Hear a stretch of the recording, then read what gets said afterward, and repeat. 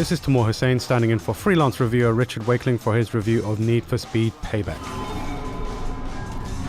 Need for Speed Payback is the kind of arcade racer that never requires you to lift your foot off the accelerator. Its brazen drifting is effortlessly achieved with aggressive cornering and feathering the brakes, and judicious bursts of nitrous are your best friend down any stretch of open road. But Payback's arcade sensibilities aren't enough to save the game surrounding it from wallowing in mundanity.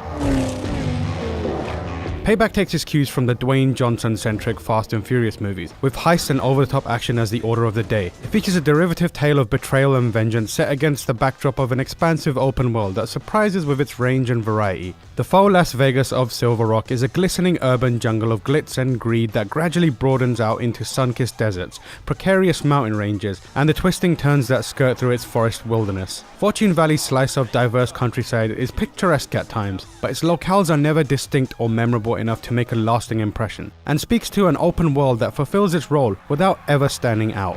LOL! Did you just LOL out loud? And the same can be said of Payback's story. After our three plucky protagonists are double-crossed during a heist gone awry at the game's outset, they set a plan in motion to exact revenge on their conniving defector and the ominous criminal syndicate she represents. It's a simple enough conceit that gives purpose to the game's structure, as you're tasked with defeating various archetypal racing crews in order to earn a shot at your nemesis. But there's also a kind of forced banter that's become commonplace in video games and is dutifully featured here. Hey, this is the center. I'm a visitor, and I am not going to your center. Ha! Take that. All of this might have been bearable, but the narrative is so prevalent in everything you do that there's little respite from the hackneyed storytelling. Infrequent story missions do at least latch on to the pomp and spectacle of Payback's Fast and Furious inspiration, but it falters here too.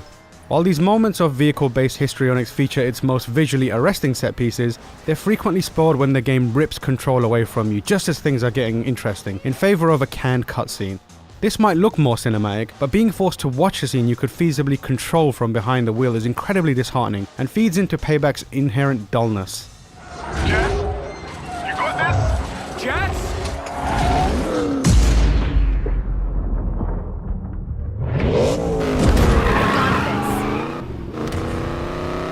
Woo! That's what I'm talking about. Good job, team. Let's take this baby home. Like previous Need for Speed games, you'll pull up to checkpoints within the open world, with race, off-road, drift, drag and runner events providing plenty of variety. Race and off-road events speak for themselves, and drift competitions offer an anomalous thrill. Getting your car sideways is so easy that there's a singular pleasure in simply seeing how long you can maintain a drift for, while drag events are short and sweet, but soon grow repetitive as you're essentially just staring at a meter to time your gear shifts. Meanwhile, simple runner events focus on police chases and time dashes between various points on the map.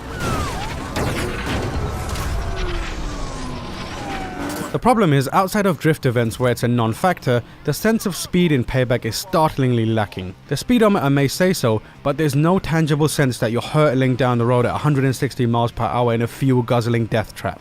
Motion blur attempts to sell a fast pace, but never quite captures a sensation that the world's rushing by. It's all surprisingly pedestrian, with passive AI and police chases that are elementary. The cops might be aggressive, but you never have to outthink or outmaneuver them. Escaping is as simple as reaching a specific checkpoint.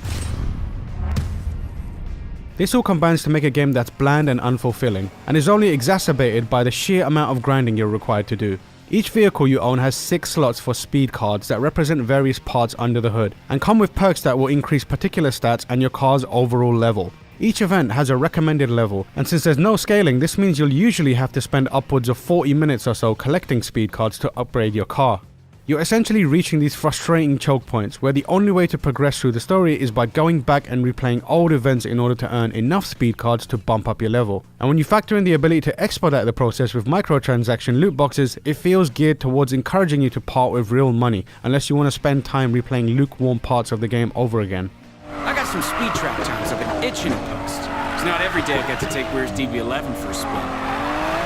Need for Speed Payback's banal racing is only magnified by this focus on grinding. The simple, almost retro handling model provides occasional bouts of fun, but it's never enough to escape Payback's flaws, with an unwillingness to let you partake in its most hair-raising moments, and a general drabness that seeps into every layer of the game. Fast and Furious, this is not, and that's a disappointing outcome. So, hush puppy. Hard enough for you?